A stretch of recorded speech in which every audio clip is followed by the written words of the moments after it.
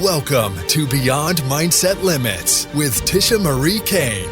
Here, we explore how unlocking your mindset can pave the way for unlimited success.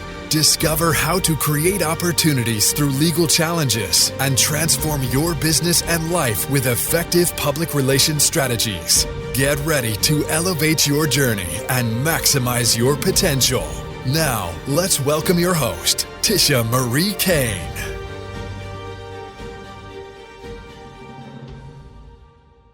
Welcome to Beyond Mindset Limits. I am your host, Tisha Marie Cain.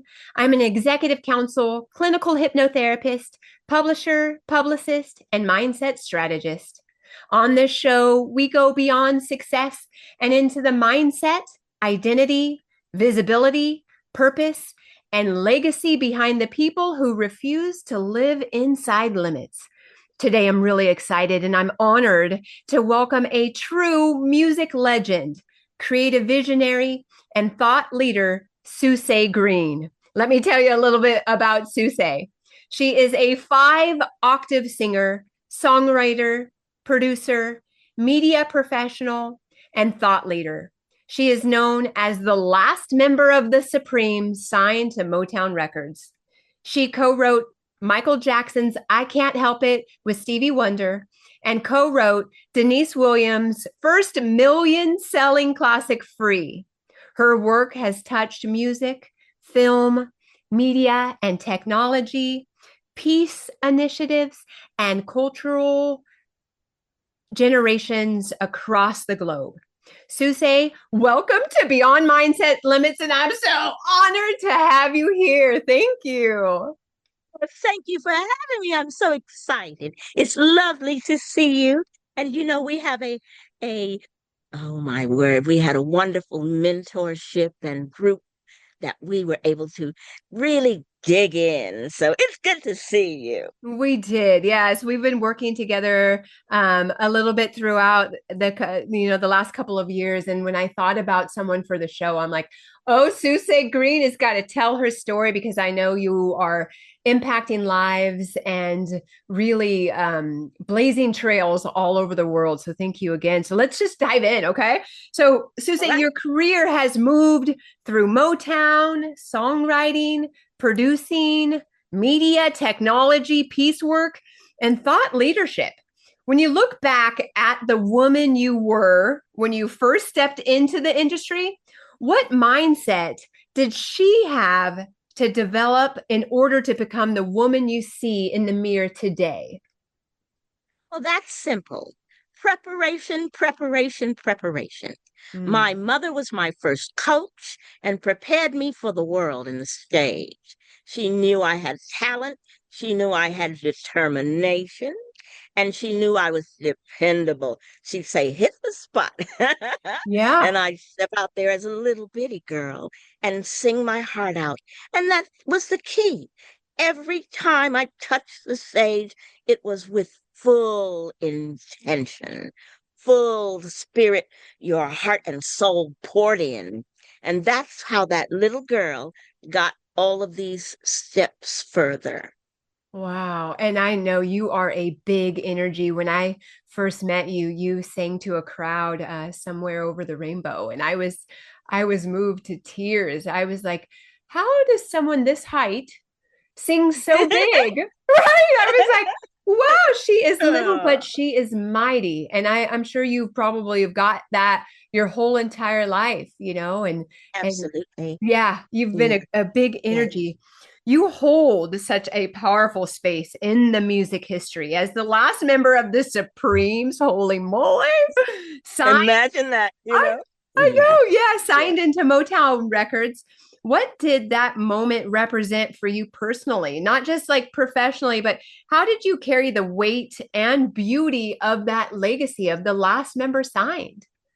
Sure. Those were big shoes to step in, but I was ready for it. I had been a fan, of course, growing up as a teenager in New York City, and I admired them. But, as you go along in your career, you never expect these fascinating and surprising things to happen. But my mother was so pivotal in my career. She knew what I could do before I even realized that I could do it. And she was on the board, the executive board of the NAACP in Beverly Hills here in California. And her friend Bob Jones was the head of publicity for Motown. So he told her there's going to be a spot in the Supremes. And I believe that Susaye should step into that. She's able to do it. She's a fast learner, and she has the personality and the soul to do it. The heart, it takes a lot of heart to step in front of people, thousands and thousands of people, to do television, to do interviews, to do the live shows. And there's never a lot of time to prepare for those shows, but you find out when it's going to be. You go into a town to perform at a theater or a big arena, and there's going to be a lot of publicity. So when we got to London, and I had just joined the group, there was an interview at one of the big hotels, and 100 reporters were there from around the globe, because apparently joining the Supremes was a big deal. So, I just adored the ladies, Sherry Payne, and of course Mary Wilson, who had such inimitable style and grace and elegance about her always. And what a trooper. We would always say, if you have one leg hanging off, you put that long, fabulous dress over it and you keep going. You get out there and you entertain the people. The show must go on. So I stepped into it.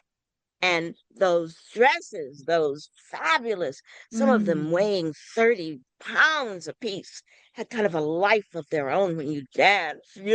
They could move. You had to be very mindful about what you were doing. But we were graceful, and you already had, oh, what an honor, what an honor to be involved in a group that had started with three little girls from Detroit who went to meet Mr. Gordy and became Diana Ross and the Supremes. And they went, as we all know, all over the world. They became number one hits with 12 number one records in a row, who were rivaled only by the Beatles. So to step into that, oh my, it means, come on now, we're working with the big boys. Yes. That's it. So, man, that's fascinating. So, your mom, she took you to London to try out over there. So, may I ask how? Oh, no, she didn't take you there? Or how did that go? Here. It was here in It was LA. here. The Oh, ladies were on the road, and I met with their manager, who was Mary Wilson's husband. And he had been introduced to him by Bob Jones, who later became the head of publicity for Michael Jackson. It's all a circle show business. But I didn't even have to audition, actually. My record was pretty good. I've been in show business since I was a kid, a little yeah. kid. So they knew I was a pro. I'd worked with Stevie Wonder. I had worked with Ray Charles, Quincy Jones, all of these people, done recordings. They knew I was prepared for it. So then it was just a matter of becoming a Supreme. Yeah. So we would rehearse it at Mary's fabulous mansion here in Hancock Park. And we'd go in the room, and we would just start vocalizing and singing. And we were a natural blend. It was Mm. something about, I think it was we all had the same drive, and we knew what it meant to people. You go around the world and you see people who have been fans since they were little kids, and they travel from one place to another to support you. So our first gig was in uh New England, and we went there, and it was sort of like, the first show, the very first we did, the Royal Hawaiian. And after we did that, we went to England, we went to London, and all Wow. that press and the people, asking, what does it feel like? That's probably the question I've been asked the most. What does it feel like to be supreme? It's marvelous. And once a supreme, always a supreme. Oh, You yes. never lose the shine of that. It was an honor. There were only a certain small number of women who had become a supreme. And to be included in that legacy, well, it's incomparable. It just is. Mm. It's kind of like once a queen, always a queen, right? Like how when you were speaking, I was envisioning what it would feel like to put on a 30-pound dress and have that dress be a life of its own. Like you could really step into the identity of someone who is so exquisite and someone who, really embodied the fullness of what a supreme would be like. And wow, That's that's right. just so fascinating. I'm so glad this radio show is kind of like a time capsule where we get to like Yes. secure your legacy and what it felt and what it meant to be you during that time. And I wanted to go back to your mother because that was fascinating. So your mother believed, and you at this point you were already a pro, you had already done all the things. Your mother believed like this was the next best step for you. Did you believe it? Absolutely. Oh, no doubt. Show business it is a group of steps. And each one, I've never planned anything. And it means that you happen to be in the right place at the right time. You showed up and showed out. You knew what it always comes back to that preparation. At 14 and 15, I was performing professionally.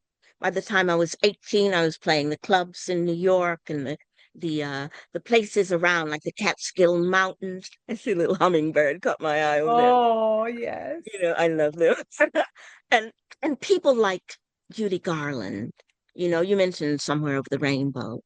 Judy Garland was one of my dear, dear idols because from childhood, I could relate to that, to knowing and loving those wonderful songs that people know around the world. And then later, of course, I went to the School of Performing Arts, which the show Fame and the movie Fame was Mm. about. And Barbara Streisand became my lead into the business. I could see how being uniquely yourself was so important. And she taught me that. I was able at performing arts, of course, Suzanne Pleshette, so many people who went into the film industry, who became television stars, who were actors on Broadway. They went to that fabulous school, and it prepared them.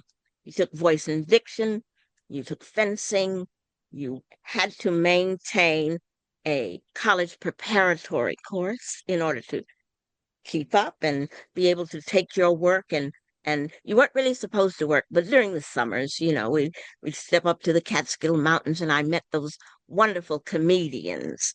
They had fantastic comedians, Henny Youngman and so many of them, Yeah. because every show had a comedian, a singer, and then another kind of act like a juggler or something like that. And it was going through the trenches. You went around that mountain. If you were lucky enough to get to the big, big places at the top of the hill, which I was very pleased to finally make it to a lot of those shows, because it's really about selecting the right kinds of songs that people want to hear and then presenting them to them in a classy way and in a way that touch their hearts. It's always about that, touching people's hearts. It's, I don't know, it's something that's in you when you're a Mm. child that I always knew what I wanted to do. Of course, I've been blessed enough to do so many other surprising things, like become involved in technology and a tech company, that sort of thing. But you never know what you're going to come across. I was able to meet Sammy Davis Jr. and Jerry Lewis, Rock Hudson, all of these people who would come to Vegas and different places. Alan King, the great comedian Alan King, the Pointer Sisters, Bill Cosby, you know, Yes. people who were ensconced in not just the show, but into people's lives. And Hmm. because it was so strong in me, I had the determination always to keep going. That's what you Yeah. do. You keep going. Yeah. I could see that. Oh my gosh. So many people see the celebrity, the voice, the accomplishments, and the iconic names connected to your story. But behind all of that, who is Susaye Greene when the stage lights are off and the world is quiet? Who are you? I want to know. Well, I'm a wife and a Oh, mother and a grandmother. I adore those two little girls. They live here with me with their dad and my husband. And we just had our 41st wedding anniversary on the 8th of this wow. month. Imagine that. I'm a woman who's I call myself a feminist because that to me means I am interested and an advocate for all things about women. Every aspect of women's lives are important. If Mm, people don't understand that, then they miss the quality of the work that women do, the quiet work, finding socks for little people, you know, making sure they get to their school and that their grades stay up. I'm so proud of my granddaughters.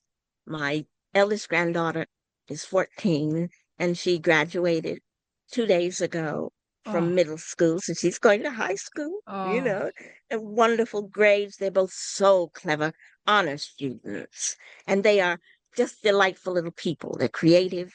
They will probably sing. They do sing. They sing all the time. yeah. But it takes a certain personality. There are people who are tremendous singers who will never do it for a living because they'll be seen. They're afraid to be seen. And Yeah. that's why I think I got so involved in confidence building, for other people and building courses for people to help them find their self-worth and their confidence. Because without that, without knowing who you are, and that's the thing about me, I've always known who I am. Hmm. I'm a person who happened to be in the right place at the right time, blessedly so. And from that, I've got a tremendous amount of joy out of life. And that's still happening for me. I'm still making music. I'm so excited about the projects that I'm involved in. And right now, those two songs that you mentioned, I Can't Help It, which was on Michael Jackson's Off the Wall album. Well, Hmm. right now, that's in the Michael movie. That's not something you plan. Someone lets you know, guess what? I heard, and this is someone in the Netherlands, that said, I heard, I can't help it. And they write me from Yes. all over the world, Michael's fans and friends. They write me from everywhere. Hmm. And when he passed is when I really realized the reach and how much that song meant to people. Because, when you write a song, you're just having fun. Yeah. And I heard it Yeah, say once that if you're an artist, you never die, right? Like you right. never die. So it's just like be an artist, get your art out in there. And a couple of points, because you said that, you're connected to all things surrounding women. And I reminded me that Pharrell Williams said something one time that said, women can shut down the world by doing two things, That's right. not coming That's home right. and not going to work. And I thought, Yes. woo, that was huge. So I That's really heavy, isn't relate. it? Yeah, I really Yep. relate to who you are as a person. And Price Pritchett said, you have to organize and you have to orchestrate luck into your life. You've got to go out there and you've got to meet people. And you said you were at the right place at the right time and how important that is. I mean, if you're in the houses and you're not doing anything and you're like, why isn't my business growing? Right? I get out in my community. I say, hey, I'm a leader in my community. I can help Yes. you with all things. I want you to know that I'm here to, I'm a humanitarian. I'm here to get your voice heard, all the things, and just orchestrate and get that luck into your life by getting out into the community and being and seen and heard. So I love that these granddaughters are Absolutely. following behind you and you get to help, you know, orchestrate their lives. I'm excited to watch to see what they do. And I know they're all these different personalities. These kids these days are going to be doing what they're going to be doing, but boy, are you Yeah. leaving a legacy behind knowing that grandma is such a powerhouse and really tied to, not just that celebrity, but who you are as a humanitarian and as a woman, Absolutely. right? So Oh, I good. believe in that. I believe in that so deeply. We we have such expansive minds. Women can do 1,000 different things at once. That's part of our great talent. But girls need people that they can look to as the future. Women are the future. We are the ones who have a baby. That's the future. That's the next generation. And it's Mm, important, I think, for us to find our footing in the world. Women have had tremendous opportunities within the past few years. I don't want things to stop for women, and women won't allow it. I know right. too many women in business, too many. They do all kinds of things. But you see, I was blessed enough because of my friend Carrie Kukral, who created the Raw Science Film Festival. Well, I Ooh. love science. I've always loved science and technology. And she created it, and they're in New York now. They're getting ready for their next one, the next Raw Science Film Festival, which features films from all walks of life, from young people, from old people, who are brought into the science world and community, and those films go out into the world now, and they're becoming associated with the Oscars, which is brilliant. It's great timing. But what getting involved, because I was a judge. I've been a judge for 10 years now for the Raw Science Film Festival, and because of that, I met Team Plan B Canada, and was an a an ad, let's call an advisor to Uh-huh. them for the $30 million, oh, this tremendous competition, which was a moonshot, and it was to put the first rover. It was the Google Lunar X Prize, to put a rover on the moon privately, which means people of science and technology got together from all over the world and competed to put a rover on the moon. Imagine that. Wow. Now, Team Plan B were from Canada. Actually, I believe they were from Eastern Europe originally, but they had moved to Canada, and they became, citizens there. And I was introduced to them by Carrie and by, the Raw Science Film Festival. And to see things like that, which is so outside of your purview when you're a singer, Yeah. under ordinary circumstances. But it led me, because of COVID of all things, it led me with my dear friend Anita Vadavata to start Capital Code.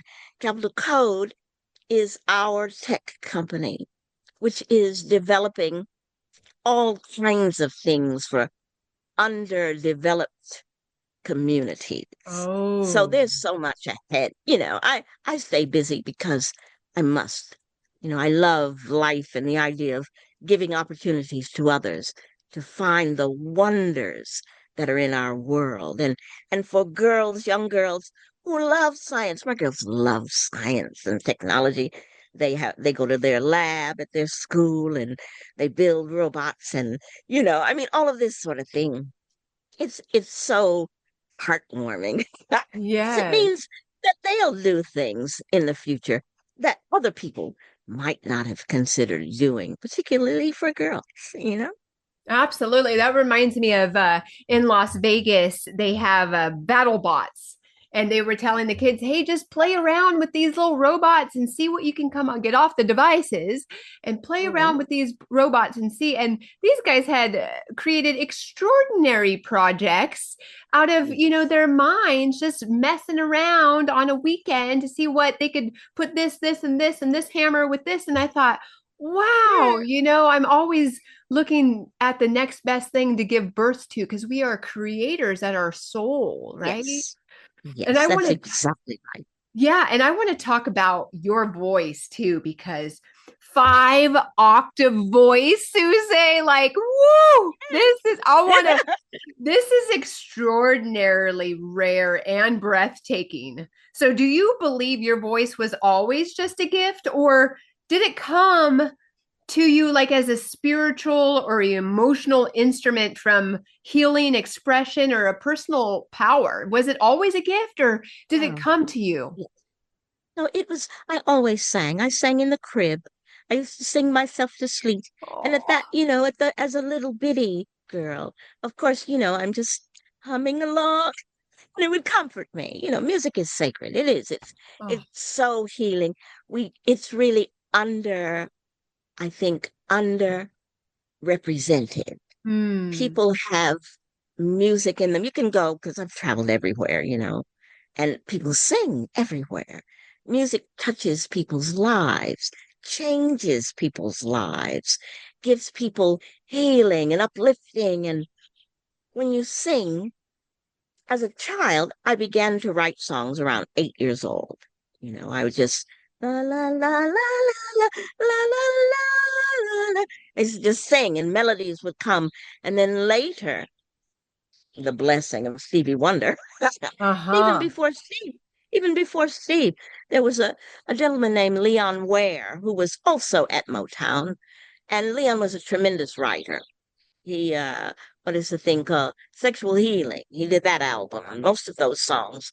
We're getting a helicopter here. I know they have to go by. You know what? I don't hear the helicopter at all, but I do hear those little birds. So you attracted that hummingbird, and now you're attracting these little birds. And I'm currently doing the Wisdom of the Birds book.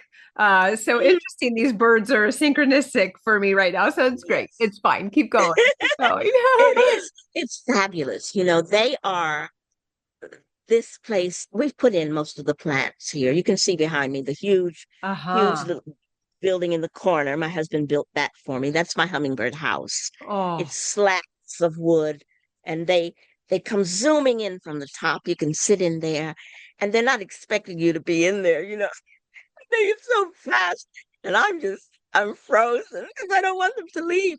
And then they turn around, and it's like the nerve. yeah. And we have so much nature here where we are. It's an area of a neighborhood, of houses and close neighbors and that. But all of the plants that we built, like you can't see my bougainvillea. See the T right Yeah. there? You can't see it very well. We've just cut it back. But it was all the way across both ways. And we had to cut Wow. it back. It just, bougainvillea is just one of those plants that, oh, it's an endless plant, No as is this in kidding. this other corner. It's heavenly bamboo and passion flower mixed together. So everything that we planted was for fragrance as well as beauty. Hmm. And even in the summer, I mean, even in the winter, there's color. I'm a painter, so I'm always looking for color, and it brightens your spirit and it makes you lifted. These things, these creative things are for that purpose for us. And we're the underrated. People don't realize how important those things are, how much they can bring you joy. But that's Hmm. all part, people always used to say a person is what do they call it? A jack of all trades, but an expert sort of none. But I've never believed that. Me I do either. many, many things. You're a Virgo girl. I know Yes, you get I it. am. I know. I'm a triple Virgo, so my sun, moon, and Really? rising. And it's funny that you say that because I am a Jane of all trades and I'm a master Yes. of a lot as well. So you're like me. It's so Brava. good. Hey, that's the way to be. We're given all of that, you Hmm. know? And that is for a reason. It's for our joy. It's for for our growth. I'm a great believer in growth. I Hmm. believe that we can, if we are determined, we can do anything that we want. I really believe that. I love to create because creation is taking that singular mind and developing it again and again and again in a different way. Well, I could take a picture, a photograph, and make that photograph into a painting, or I could paint live, you see. That's how I used to make money as a kid. I would, aside from doing singing gigs, I'd paint portraits and make murals for people in their homes. And that was delightful. My mother, I've always been entrepreneurial, Yeah. you know, always have. It just brought me so much fun. And growing up in New York, I could go to the theater. I could go to movies. I used to get up early in the morning and go to the Brooklyn Fox Theater. I'd take like 3 trains and a cab to go see the Temptations, these big Motown shows, never realizing that one day I would be able to walk up into Motown, Wow. and be one of the Supremes. I mean, oh my goodness, you don't know what life will bring you, but nothing ventured, nothing gained. Right. And I love that. And you co-wrote I Can't Help It with Stevie Wonder for the Michael Jackson film. Yes. And that Yes, I song did. has lived on across all generations. When you create something that becomes part of a cultural history, do you know in the moment, or does the legacy reveal itself over time? I mean, do you, because okay, Tisha. before you answer that, I'm thinking in your Mhm. backyard, for the listeners who's listening right now who can't see, Susaye has created this exquisite backyard where it's a whole sensory experience, right? Her value is growth, so she's grown these bougainvillea who are hardy and grow and overgrow at times, and she's created this whole sensory experience in her backyard. And I'm wondering, as she co-wrote this song, It Can't Help It with Stevie Wonder, if you was it a feeling inside of you where you're like, I know this is the one, or did it like over time, like, wow, yes, this moves people in a way that it's going to move up the charts? Mm, that is an excellent question because it can go almost any way.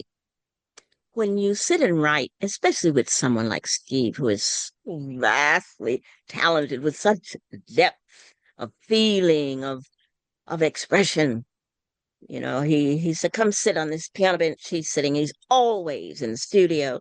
He's always writing. He's doing some new music right now.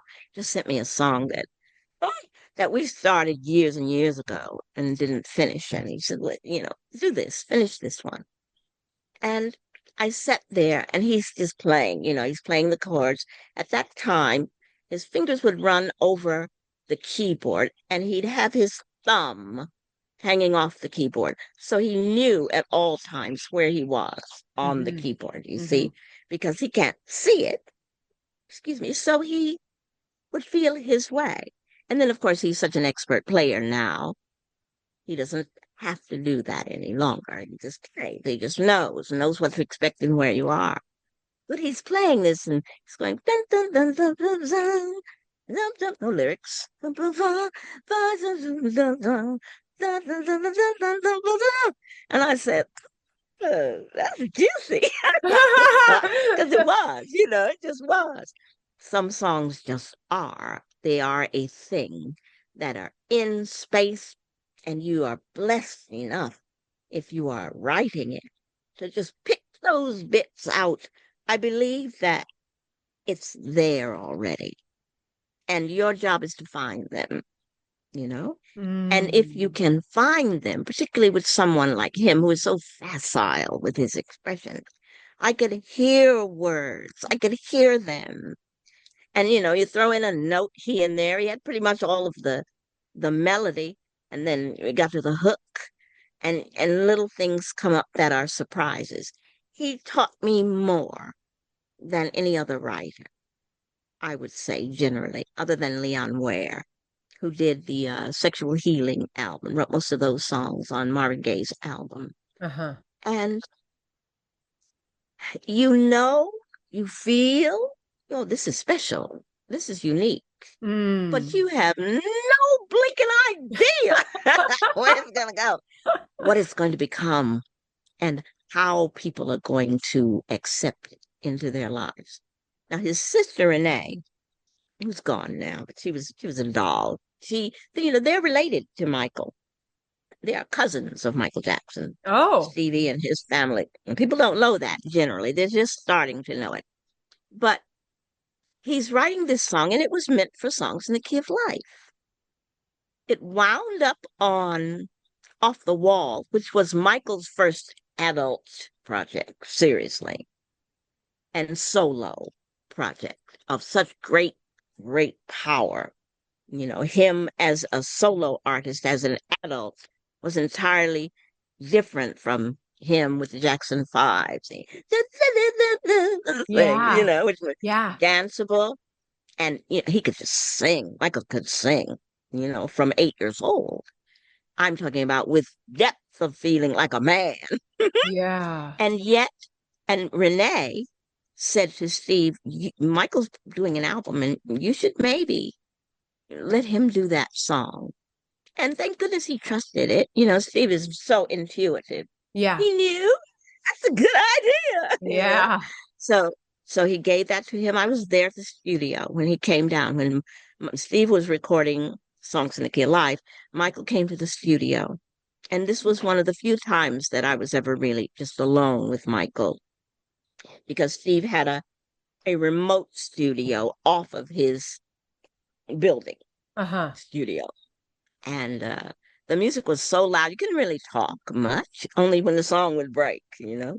But Michael came in, and of course, I'm sitting there going, oh my God, that's Michael Yeah. Jackson, right? And I'd seen him before because, see, once again, my mother got Janet ready to record.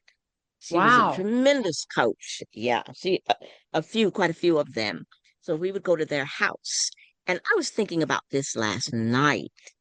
I was there at their house, at Michael's mom and dad's house, which was in Encino. It was just up the block from where we were. And LaToya came in. And at that time, Mary had gone from the Supremes. She was going to leave. And Sherry and I were looking for a third person, for someone to join the Supremes with us. And LaToya came in, and Sherry and I are both tiny.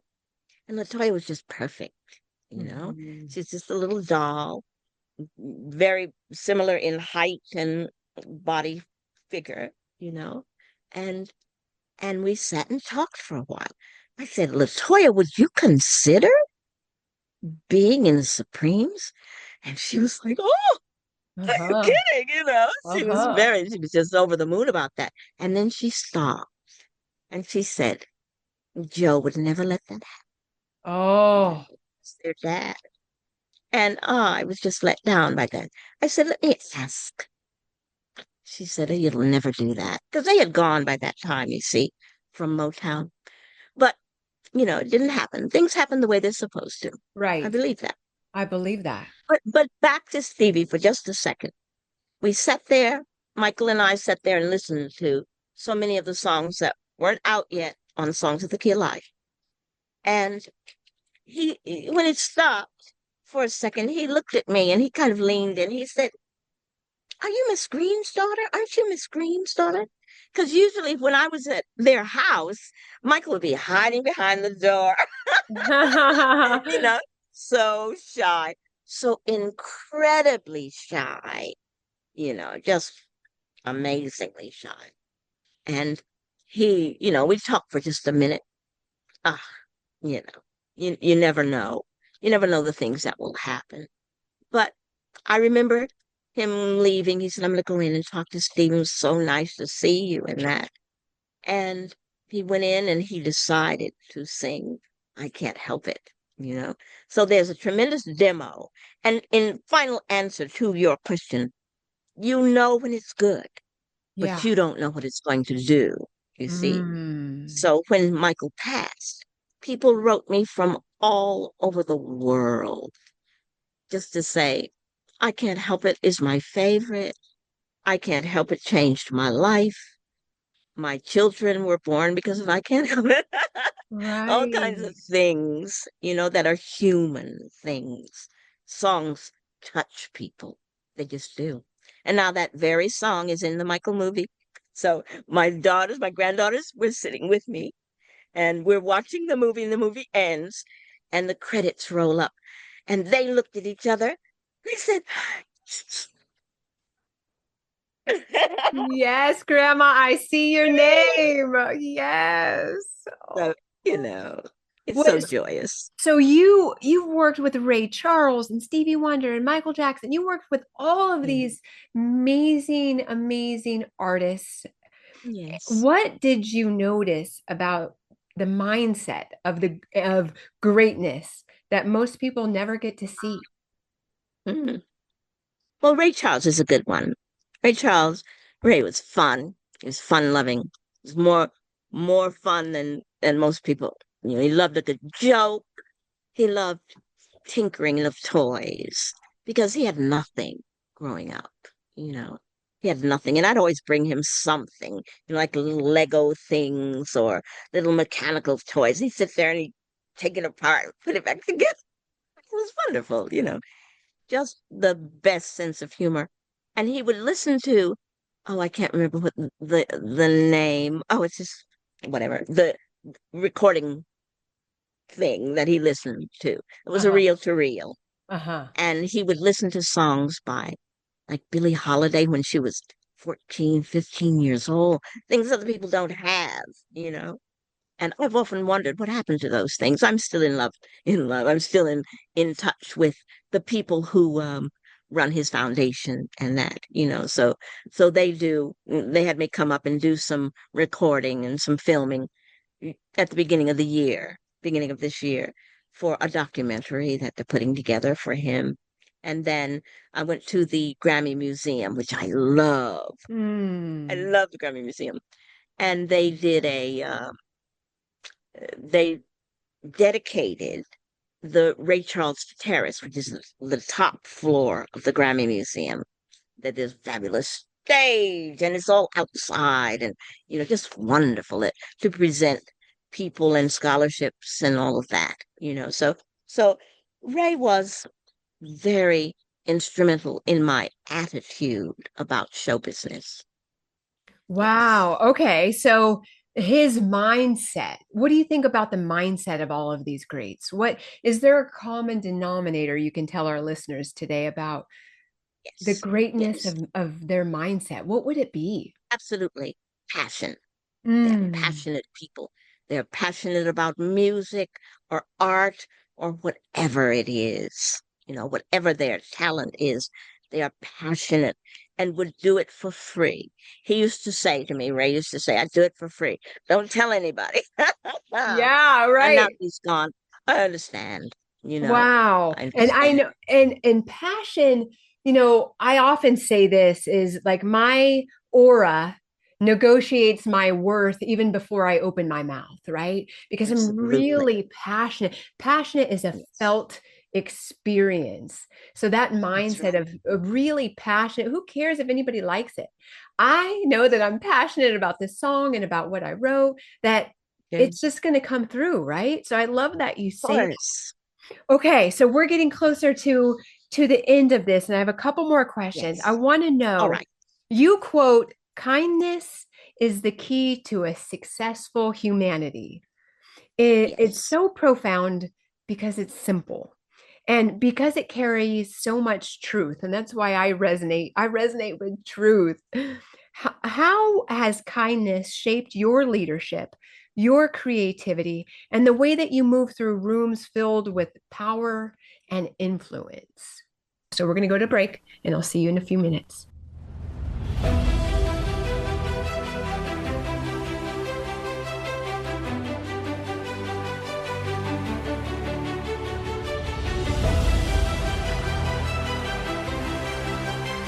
Are you feeling stuck, repeating the same patterns in your relationships, your career, or even within yourself? What if the root of it all isn't what you think? Introducing the Beyond Mindset Session with clinical hypnotherapist Tisha Marie Cain. With over 2,000 clients served, Tisha guides you through a powerful 90-minute breakthrough session designed to uncover the true source of what's holding you back. Release limiting beliefs, rewire how you see yourself. Plus, you'll receive personalized integration support with follow-up sessions, a daily alignment plan, and a full recording to reinforce your transformation. Imagine feeling lighter, more confident, free from the cycles that once defined you. This is your opportunity to step into a new version of yourself. Appointments are available in person in California and Las Vegas, and anywhere virtually. The Beyond Mindset Session with Tisha Marie Cain. Schedule your session today at tishamariecane.com. Did you know most people pay thousands of dollars more than they need to for legal services? That's why choosing the right team matters more than you think. With over 26 years of experience, Cain's Legal Support proudly serves California and the city of Las Vegas with personalized legal support. We handle everything from divorce mediation, family law, custody matters, document preparation, and landlord-tenant issues. Plus, Cain's Legal Support offers notary public, wedding officiant services, and blackline security for executive protection, residential security, and celebrity security, where we turn monitoring into action. So whatever your legal and security needs are, Cain's Legal Support is your concierge legal and protection services every step of the way. Contact Cain's Legal Support today at cainslegalsupport.com for personalized legal and security solutions that fit your needs.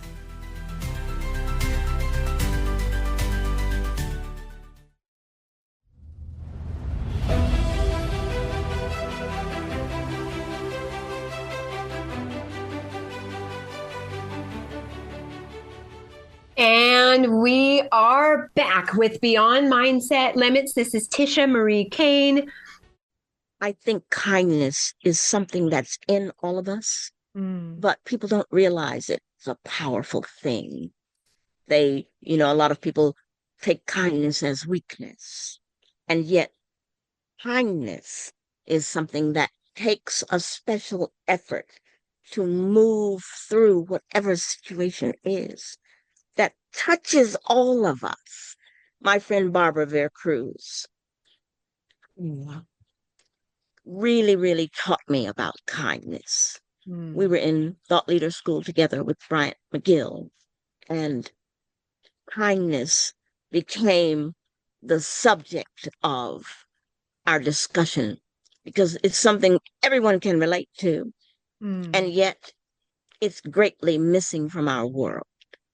People think that strength is overpowering people or winning. The power of kindness is that a person who is a human being, and we all have that DNA, which makes us an individual, which should show us the power of individuality. But to decide in the midst of hatred, in the midst of any war or anything that is in our world that's negative, to be able to find the kind spirit that connects us all, that is powerful. That is more powerful than any other human thing that we have.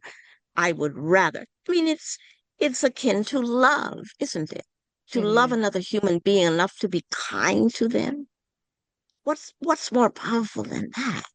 I love the idea of people having a connective thread. We go through the same things. We have the same downs and the same upliftings. We have the decision to live our lives the way that we want. And we should, more and more, we should do that. I believe the power of the individual is what will carry us into the future, because being discerning enough, being able to stand back and look at the world or to look at a situation and say, that may be, but I am going to be this way. I'm going to be kind enough to step back and let you decide, let you choose to make this mistake or this right decision, because that's my choice. I love that. Oh my gosh, Susaye. Thank you so much for being here today on Beyond Mindset Limits. And to everyone listening, this is your reminder that you're not too old, you're not too late, you're not limited to one title or one chapter or one identity or one version of yourself. You are allowed to evolve, just like Susaye's bougainvillea in her backyard. And you are allowed to be seen. You are allowed to create the next version of your life with power and purpose and grace. And I am Tisha Marie Cain, and that has been Beyond Mindset Limits with Susaye Greene. Susaye, thank you for being here today. A pleasure, my dear.